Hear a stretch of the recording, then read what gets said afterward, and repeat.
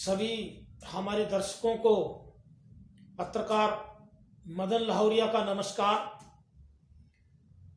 आज जो हम आपसे जिस मुद्दे पर चर्चा करने जा रहे हैं वो एक महत्वपूर्ण मुद्दा है। आज हमारे देश के जो सभी किसान भाई अपनी मांगों को रखने के लिए माननीय प्रधानमंत्री जी के लिए मांगों के समक्ष अपनी मांगों को रखने के लिए जो दिल्ली की तरफ कूच कर रहे हैं, उन पर हरियाणा की सड़कों से गुजरते वक्त जो बहुत बर्बरतापूर्वक व्यवहार किया गया और उनको जगह जगह रोकने की कोशिश की गई, उस विषय पर हम आपसे विस्तार से चर्चा करने जा रहे हैं। तो बंधुओं, मैं आपको यहाँ बता देना चाहता हूँ कि हमारे पंजाब से लगभग 2 लाख किसान जो 3 रोज से वहाँ से चले और दिल्ली की तरफ बढ़ रहे थे, हरियाणा से गुजरने का उनका जो सारा कार्यक्रम था, उसको हरियाणा सरकार के माननीय मुख्यमंत्री महोदय माननीय मनोहर लाल जी खट्टर ने बड़ा जिद करते हुए बर्बरतापूर्वक उनको रोका और उनके साथ जगह जगह पर लाठीचार्ज किया गया। ऐसा क्यों? आज जो हमारी भारत की केंद्रीय सरकार ने लोकसभा में जो किसान विरोधी 3 बिल जो ऑर्डिनेंस पास करवाए, उनमें 2 बातें बड़ी महत्वपूर्ण हैं जो आप सब साथियों के मैं ध्यानार्थ डालना चाह रहा हूं कि जो एमएसपी यानी मिनिमम सपोर्ट प्राइस का जो मुद्दा उठा है वो बहुत महत्वपूर्ण मुद्दा है कि जो हमारी जो पहले किसानों का जो सिस्टम रहा है भारत में, मंडियों के साथ जुड़ करके ही जो किसान और हमारी फसल का नाता आज से नहीं है, ये बरसों से और सदियों से है। और इसके अंदर जो हमारी सरकारी खरीद होती है जगह जगह पर मंडियों के माध्यम से ही होती है और उसमें जो हमारा एमएसपी है उस रेट पर कोई भी सरकार भिन्न भिन्न मंडियों के माध्यम से वो अनाज अपने भंडारण के लिए और अपने देश की भंडारण के लिए खरीदती है। अब जो बिल लाए गए हैं उसमें वो सरकार का तो एमएसपी रेट रखा गया, परंतु किसान को जो प्राइवेट बाजार में बेचने का उसमें प्रोविजन दिया गया, उस प्रोविजन के अंदर जो प्राइवेट लोग किसान से खरीदेंगे अनाज, उन प्राइवेट लोगों के लिए एमएसपी रेट तय नहीं किया गया। सबसे महत्वपूर्ण मुद्दा ये है, मैं सभी दर्शकों को बता देना चाहता हूं कि इसमें कहीं भी भारत की केंद्रीय सरकार या माननीय प्रधानमंत्री जी या हरियाणा के मुख्यमंत्री जी की बातों में आने की जरूरत नहीं है, गुमराह होने की जरूरत नहीं है कि जो आज किसान है, जो प्राइवेट पार्टी किसान से खरीदेगी वो किस रेट पे खरीदेगी, ये है बहुत बड़ा महत्वपूर्ण मुद्दा आज का। और इसी मुद्दे को लेकर के जो हमारे भारत के किसान, पंजाब से कई लाख किसान चले, हरियाणा के किसान चले, वो इसी मुद्दे को लेकर के चले। और आज के समाचार पत्रों में हम मुख्य रूप से उस बात को आपको दिखाना चाह रहे हैं। ये देखिए, ये अमर उजाला अखबार के अंदर स्पष्ट तौर पे हेडिंग है, दिल्ली कूच से रोकने पर भड़के किसान। ये राष्ट्रीय समाचार पत्रों के अंदर आज सुर्खियों से छाया हुआ है कि दिल्ली कूच रोकने पर भड़के किसान। तो उनको रोका क्यों जा रहा है? इसी प्रकार ये दूसरी खबर है, देखिए जरा, राष्ट्रीय समाचार पत्र अमर उजाला की ही। ये देखिए जरा, सील रही दिल्ली की सीमाएं। देखिए, सील रही दिल्ली की सीमाएं, जांच के बाद ही एंट्री। सरहोल बॉर्डर सील होने से 9 किलोमीटर लंबा जाम। अब आप ये देखिए, भारत की सरकार, ये हमारी हरियाणा की सरकार, किसानों को रोक करके उन्होंने 9 किलोमीटर लंबा जाम लगवाया। इससे आम जन साधारण आदमी को जो समस्या पैदा हुई, आम जन मुसाफिर को, वो बहुत बड़ा एक भारत सरकार का आम नागरिकों के जनजीवन से खिलवाड़ है।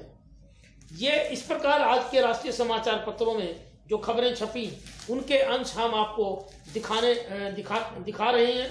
ये देखिए, अमर उजाला में ही, मेट्रो सेवा बंद रहने से दिन भर परेशान रहे यात्री।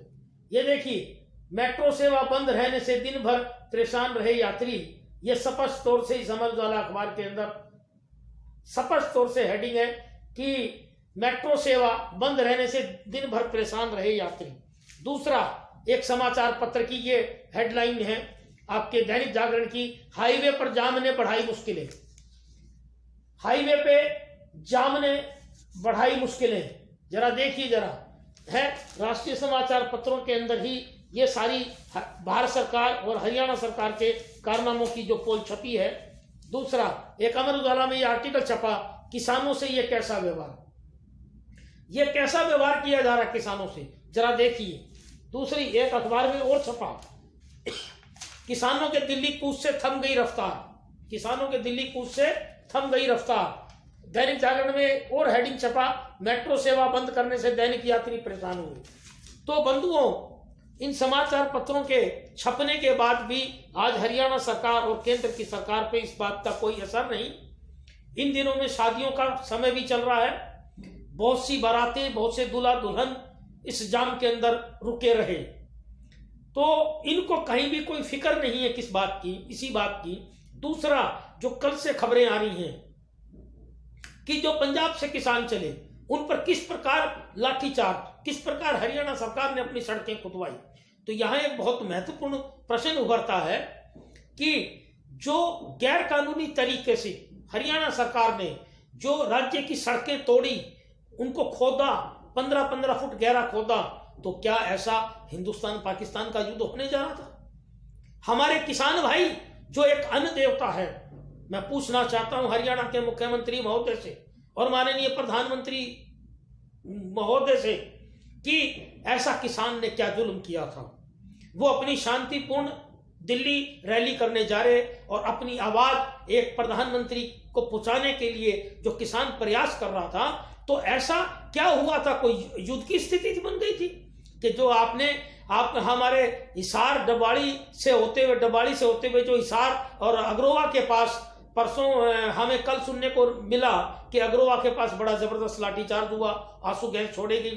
फिर कल रात को जब हांसी के मैयड़ के पास मोर्चा लगाया, फिर हांसी के पास रामपुरा गांव के अंदर जबरदस्त टकराव हुआ। रात को ठंडी रातों के अंदर किसानों पे धुआंधार पानी की बौछारें की गई।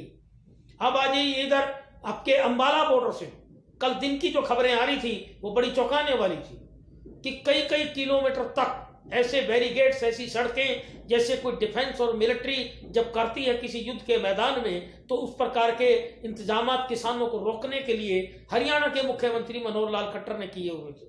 क्यों ऐसा, क्यों ये इतना जो पैसा वेस्ट किया, किस बात के लिए किया? सड़कें खोदी, जब किसान वहां रुके नहीं, क्योंकि किसानों की आवाज बिल्कुल जायज है। मैं आपको बता देना चाहता हूं कि देश की जो अंबानी और अडानी और ऐसे बहुत बड़े घराने हैं जो किसानों की खेती को खरीदना चाहते हैं।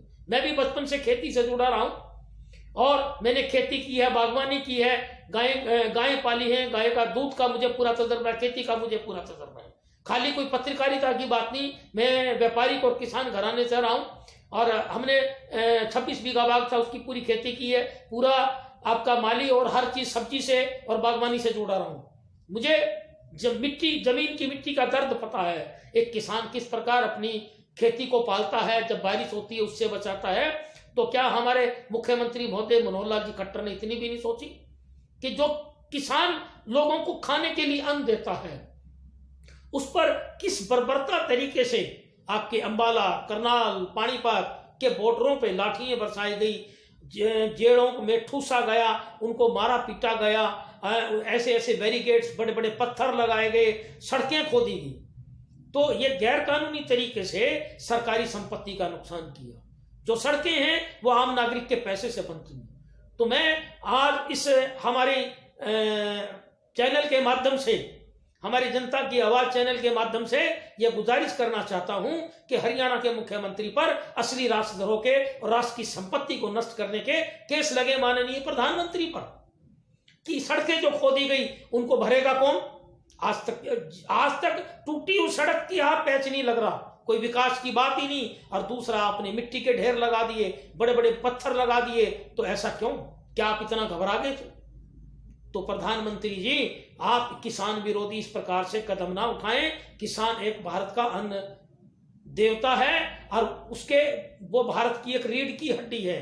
तो हरियाणा के मुख्यमंत्री मनोहर लाल जी खट्टर से हम आपसे गुजारिश करना चाहते हैं कि जो एमएसपी है, वो जो प्राइवेट पार्टियों को जो किसान अपना अनाज बेचेगा, वहां भी प्राइवेट लोगों के लिए भी एमएसपी का रेट तय करवाया जाए और जो हमारी हरियाणा की मंडियां और सब दूसरे प्रदेशों की मंडियों को बिल्कुल बंद ना किया जाए, क्योंकि मंडियों से जो व्यापार जुड़ा हुआ है, मंडियों से हमारे पल्लेदार जुड़े हुए हैं, लाखों जो असंगठित मजदूर जुड़े हुए हैं, ठेली वाले जुड़े हुए हैं, और ये सदियों की परंपरा है, इसको खत्म ना किया जाए। मैं भारत के प्रधानमंत्री नरेंद्र जी मोदी और हरियाणा के मुख्यमंत्री मनोहर लाल जी खट्टर से हमारे इस चैनल के माध्यम से गुजारिश करता हूं कि इन किसानों की बात सुन करके और इस मुद्दे को हल करके और MSP का रेट तय रखवाया जाए और मंडियों की व्यवस्थाएं कायम रखी जाए। जय हिंद, वंदे मातरम।